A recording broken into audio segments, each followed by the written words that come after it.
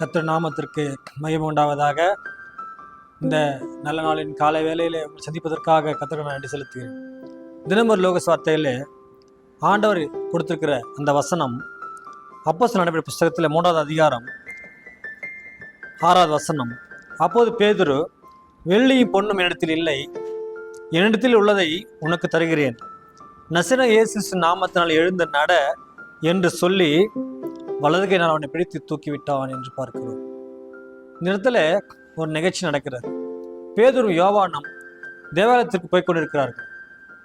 அங்கே தன்னுடைய தாயின் வயிற்றில் பிறந்த ஒரு மனுஷன் சப்பானியாக பிறக்கிறான். ஒரு பிறவி சப்பானி. அவனால் நடக்க முடியாது, சரீர பலவீனம். அவனை ஒரு 2 பேர் 4 பேர் தூக்கி கொண்டு தான் வரணும்.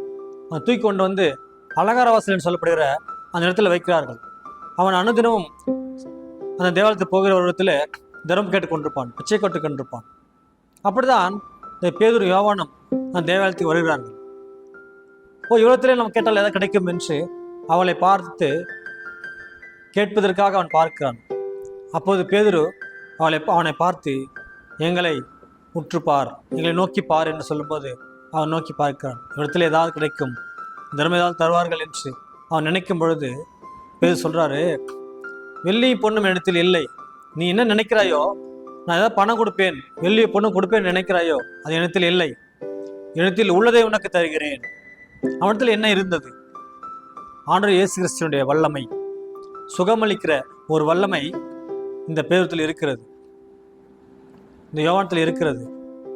என்னிடத்தில் உள்ளதை உனக்கு தருகிறேன்.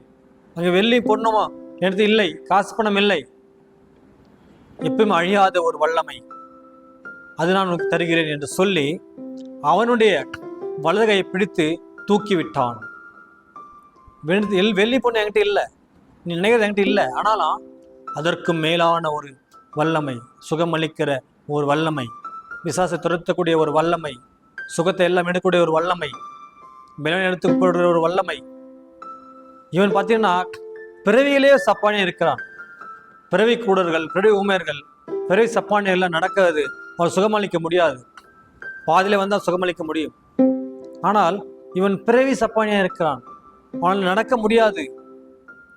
அப்படிப்பட்ட ஒரு மனுஷனை கர்த்தர் இடத்துல பேதுரை கொண்டு எழுந்து நிற்க வைக்கிறார்.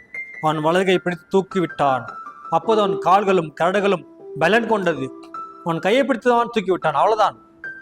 உடனே அவன் எழுந்து குதித்து நின்றான் என்று பார்க்கிறோம். எவ்வளவு ஒரு சந்தோஷமும் ஒரு மகிழ்ச்சியும் அவனுக்கு இருந்திருக்கும். எல்லாரும் காசு பணம் தான் கொடுத்தாங்க, வெள்ளி பொண்ணு கொடுத்தாங்க. ஆனா எப்பவுமே அவனுடைய வாழ்க்கை இனிமே ஒரு எவ்வளவு சந்தோஷமா இருக்கும், எவ்வளவு மகிழ்ச்சியா இருக்கும். யாரும் கொடுக்க முடியாத ஒரு சந்தோஷத்தை கர்த்தர் கொடுத்தார். அவன் குதித்து நின்றான், எழுந்து நடந்தான். அவன் போய்வான் வரான். ஏன்னா அவன் நடந்த பழக்கம் இல்லை, நடக்காதவன். அவன் சுத்தி சுத்தி போறான், நடந்து வரான், ஓடுறான், குதிக்கிறான். எவ்வளவு ஒரு மகிழ்ச்சி, எவ்வளவு ஒரு சந்தோஷம். நம்ம அப்படியே விழுந்து கிடக்கிறோமே, நம்ம தூக்கிவிட யாருமே இல்லை என்று கலங்காதீர்கள். ஆண்டவர் சொல்றாரு, கலங்காதீர்கள், நான் உடனே கூட இருக்கிறேன், திகையாதே, நான் உன் தேவன், நானே உன் பரிகாரியாகிய கர்த்தர், நானே உனக்கு சகாயம் செய்வேன், என் நீதியின் வலதுகரத்தால் உன்னை தாங்குவேன் என்று வாக்குறுத்திருக்கிற நம்முடைய ஆண்டவர். அவன் எழுந்து நின்று குதித்து நடந்து தேவனை துதித்து கொண்டு அவர்களோடு கூட இந்த தேவாலயத்திற்கு போனான் என்று பார்க்கிறோம். அநேகர் நினைக்கிறார்கள் ஏதாவது கொடுப்பார்கள், வெள்ளி பணம் கொடுப்பார்கள், காசு பணம் கொடுப்பார்கள்.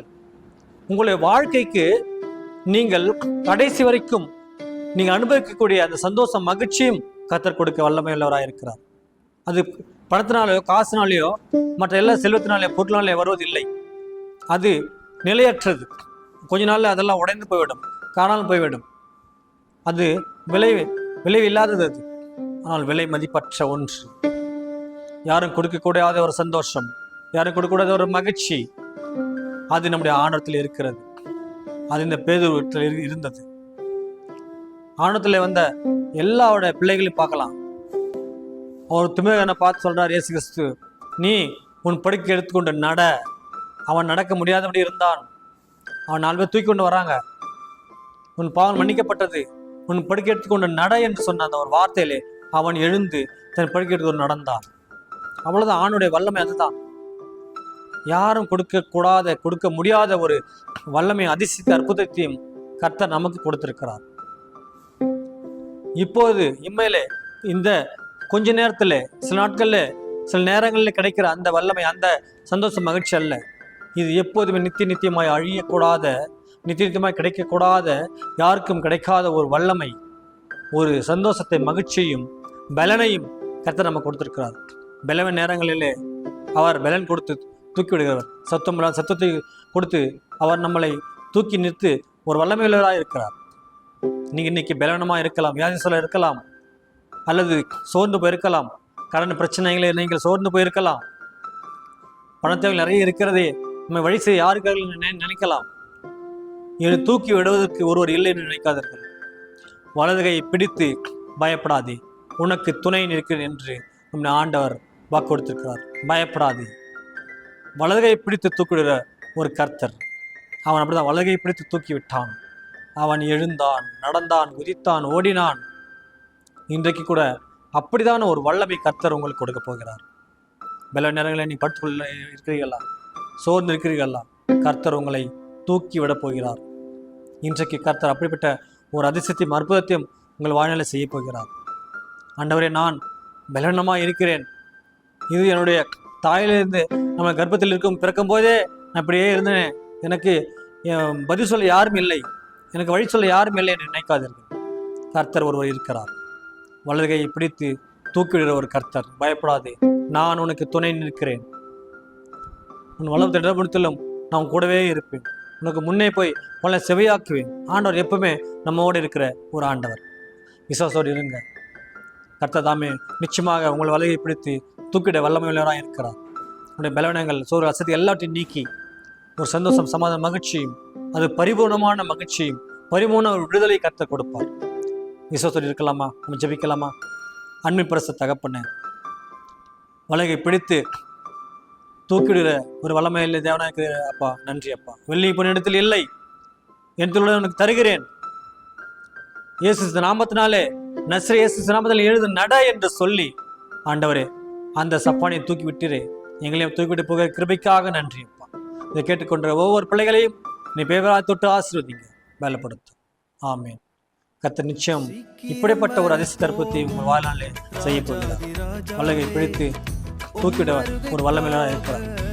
கர்த்தர் ஒவ்வொரு நாளும் உங்களை கூட இருந்து பிரதான ஆசீர்வாதத்தை கொடுக்க கிருபைக்காக நான் நன்றி செலுத்துகிறேன். ஆமென். உம்மருகைக்காக காத்திருக்கிறேன்.